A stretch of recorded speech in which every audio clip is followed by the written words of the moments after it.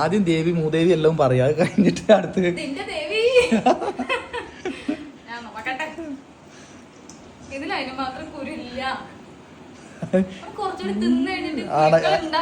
ഇല്ല അതിലുള്ള കുരുക്കൾ വെച്ചിട്ട് പറഞ്ഞാൽ മതി.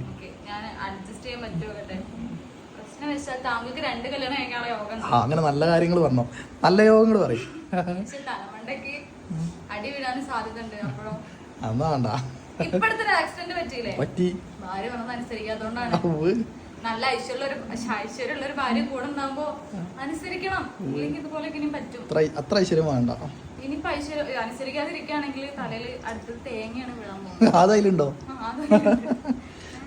അപ്പൊ ഇന്ന് എന്ത് മനസ്സിലാക്കാം? ഐശ്വര്യത്തോട് എപ്പോഴും കൂടെ കൊണ്ടു നടക്കാം. ഭാര്യ പെണ്ണ എപ്പോഴും അനുസരിക്കാം. ഭാര്യ പെണ്ണത് എന്താണെങ്കിലും എത്ര വലുതാണെങ്കിലും വാങ്ങിക്കൊടുക്കാം. പ്രീതിപ്പെടുത്താം. അതാണ് കൊണ്ട് ഉദ്ദേശിക്കുന്നത്. പ്രീതിപ്പെടുത്തണം ദേവീനെ എപ്പോഴും. താങ്കൾക്ക് എന്താ മനസ്സിലായത്? പ്രീതിപ്പെടുത്തണമെന്നല്ലേ? പ്രീതിപ്പെടുത്തണം.